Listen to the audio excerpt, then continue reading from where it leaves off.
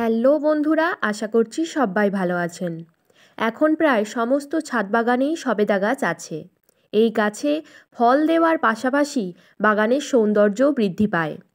এই সময় অর্থাৎ বসন্তের শুরুতে গাছ তার সমস্ত পুরনো পাতা ঝরিয়ে নতুন করে রূপ নেয়। প্রতিটি ব্রাঞ্চ সবুজ নতুন কচি পাতায় ভরে ওঠে। তার সাথে প্রতিটি ব্রাঞ্চের মাথাতে এভাবে গুচ্ছাকারে কুঁড়ি আসতে শুরু করে। এই মুহূর্তে আমাদের কিছু কাজ করে ফেলতে হবে, যাতে পরবর্তীতে গাছের ফুল বা গুটি ঝরা থেকে মুক্তি পেতে পারি। নমস্কার বন্ধুরা, আমি পর্ণা আর আপনারা দেখছেন গার্ডেনিং উইথ পর্ণা। যেসব বন্ধুরা আজ আমার চ্যানেলে নতুন ভিজিট করছেন তারা অবশ্যই চ্যানেলটিকে শেয়ার ও সাবস্ক্রাইব করে পাশে থাকবেন বাগান সংক্রান্ত নানা নতুন নতুন ভিডিও পাওয়ার জন্য। এই সবেদা গাছে গুচ্ছাকারে যে পরিমাণ ফুল আসে তা বেশিরভাগ ঝরে পড়ে। হাতে গোনা কয়েকটি ফুল থেকে গুটি শেড হলেও আমাদের কিছু অসাবধানতার কারণে সেগুলো ঝরে পড়ে। গাছে ফুল আসা মাত্রই কিছু পরিচর্যা করতে হবে উচ্চ ফলনের জন্য। লক্ষ্য করে দেখবেন এই সবেদা গাছগুলি অল্প যত্নে বেশ ভালো গ্রোথ নেয় এবং অল্প দিনেই প্রচুর ব্রাঞ্চ এনে নিজের বিস্তৃতি লাভ করে বাগানে। প্রচুর নতুন নতুন শাখা, নতুন নতুন কুঁড়ি সমেত একেবারে বের হয়। আবার অনেকের গাছেও তাড়াতাড়ি কুঁড়ি আসে না। ছাদ বাগানের জন্য গ্রাফটিং গাছ সবসময় নির্বাচন করবেন। তার উপর জাতটাও কিন্তু বিরাট গুরুত্বপূর্ণ ভূমিকা রাখে। উচ্চ ফলন দেয় এই ধরনের সবেদা চারা কালেক্ট করবেন, যেমন কালাপাতি, থাই অল টাইম, থাই কালাপাতি। এই ধরনের জাতগুলো সারা বছরই টুকটাক ফল দেয়, তবে বসন্তের শুরুতে গাছ ভরে ফুল পাওয়া যায় এবং গরমে এর ফলনটা একটু বৃদ্ধিই পায়। সঠিকভাবে জাত নির্বাচন করে চারা কিনলে ফল গাছ কোনোদিনও বাগানিকে হতাশ করে না। একটু সামান্য পরিচর্যাতেই গাছ ভরে ফল পাওয়া যায়। তবে এই গাছ বেশি রুট বাউন্ড করে, তাই যে সমস্ত গাছে রুট বাউন্ড হয়ে গেছে এই সময়েই সেই গাছগুলিকে বড় পাত্রে বেশি মাটি তৈরি করে বসিয়ে দিন। গ্রীষ্মকালে রুট বাউন্ড অবস্থায় গাছগুলো বেশি জল না পেয়ে তার গুটি ও ফুল ঝরিয়ে দেওয়ার প্রবণতা থাকবে। তাই জন্য শেকড়ে কোনোভাবে আঘাত বা কাটাছেঁড়া না করে বড় পাত্রে নতুনভাবে সারযুক্ত মাটিতে গাছগুলো পুনরায় রিপোর্টিং করে ফেলুন। এখনও ঠান্ডা আবহাওয়া আছে, গরমের অতিরিক্ত তাপটা নেই, তাই তার নতুন মাটিতে সুন্দর করে সেট হয়ে যাবে। মাটিতে পর্যাপ্ত পরিমাণ খাবার পেয়ে নিজের গ্রোথের দিকেও মন দেবে এবং ফুল ফল ঝরে যাওয়ার প্রবণতাও অনেকাংশেই কম হবে গাছগুলোর। নতুন পাত্রে বসানোর সময় এটা সেটা সার প্রয়োগ করবেন না। 50% দোআঁশ মাটি ও 50% গোবর সার দিয়ে ভালো করে মাটি প্রস্তুত করে গাছ বসান। যে সমস্ত গাছে নতুন পাতার সাথে সাথে এই সময় সবে মাত্র কুঁড়ির দেখা পাচ্ছেন সেই গাছগুলোতে এই সময় একটি খাবার অবশ্যই প্রয়োগ করতে হবে, যাতে কুঁড়ি ঝরার প্রবণতা কম হবে এবং ফুল থেকে ফল খুব তাড়াতাড়ি গুটিতে পরিণত হবে। এই সময়েই আমি এখানে 0050 ব্যবহার করছি। 1 লিটার জলে 2 গ্রাম 0050, তার সাথে 1 গ্রাম এপসম সল্ট ভালোভাবে গুলিয়ে নিয়ে বিকেলের সময় গাছে খুব ভালোভাবে স্প্রে করে দিতে হবে। এই সময় ফুল ফোটার আগেই কিন্তু আমাদেরকে এই স্প্রেটা করে নিতে হবে। ফুল ফুটে গেলে তখন আর গাছে কোনো খাবার বা কীটনাশক স্প্রে করা যাবে না, যতদিন না সেই ফুলগুলো গুটিতে শেড হয়।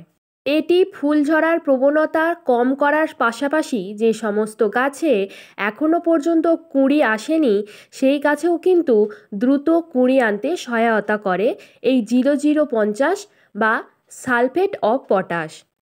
অনেক ক্ষেত্রে নানা ধরনের শোষক পোকার আক্রমণেও কিন্তু গাছের কুঁড়ি ঝরে পড়ে। সবেদা গাছে তেমন পোকামাকড়ের আক্রমণ লক্ষ্য করা না গেলেও মাঝে মধ্যে কিন্তু মিলিবাগের আক্রমণ লক্ষ্য করা যায়। তাই এই মুহূর্তে অর্থাৎ কচি পাতা যখন বের হচ্ছে এই রকম ছোট ছোট কুঁড়ি নিয়ে, সেই সময় একটা হালকা মাত্রার কীটনাশক অবশ্যই প্রয়োগ করা উচিত। আমি এই মুহূর্তে কাকা নামক কীটনাশক প্রয়োগ করছি, যেটা সম্পূর্ণরূপে জৈব। 1 লিটার জলে 30 ফোঁটা দিয়ে ভালোভাবে ঝাঁকিয়ে বিকেলের সময় স্প্রে করতে হবে সম্পূর্ণ গাছটিতে। 0050 ও কীটনাশক প্রয়োগ করার পাশাপাশি এই মুহূর্তে গাছগুলোতে কিন্তু খাবারও প্রয়োগ করে দিতে হবে। যেহেতু গাছগুলোতে নতুন ব্রাঞ্চ আসছে এবং নতুন করে ফুল আসছে, তাই জন্য এর কিন্তু খাবারের চাহিদা প্রচুর পরিমাণে থাকবে। তাই এই মুহূর্তে একটা ভারী খাবার প্রয়োগ করে দিলে গাছগুলোতে যেমন অত্যধিক পরিমাণে ফুলও আসবে, তার সাথে ফুলগুলো খুব তাড়াতাড়ি গুটিতে শেড হবে। অনেক সময় খাদ্যের টান পড়লে গাছ তার ফুল ও গুটি ঝরিয়ে দেয়।